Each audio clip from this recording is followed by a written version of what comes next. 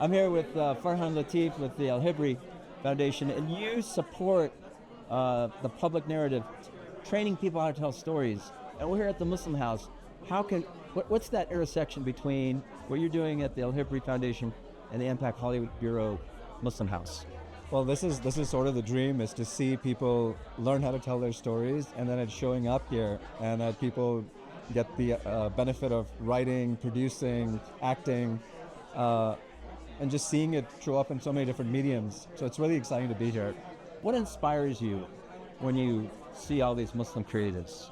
I think what really inspires me is to see our community move from being a flattened, one-dimensional image to having this, three-dimensional complexity that's coming out from all the stories that we're hearing, from all the people that are sharing those stories. And I think that's what we need more of.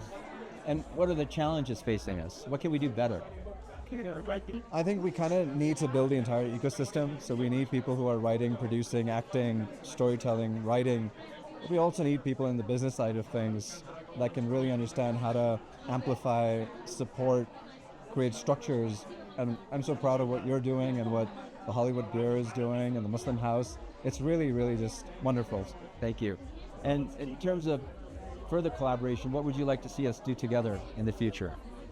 I'd love to see how we're sitting on now a story bank of 1,000+ people from around the world, and to see how we could take those stories and move them forward.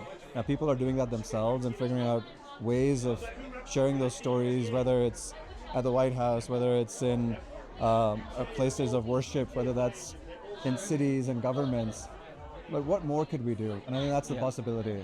That'd be wonderful to see what could happen. I've known you for a long time, and you came out and really took the bull by the horns in terms of trying to create that ecosystem.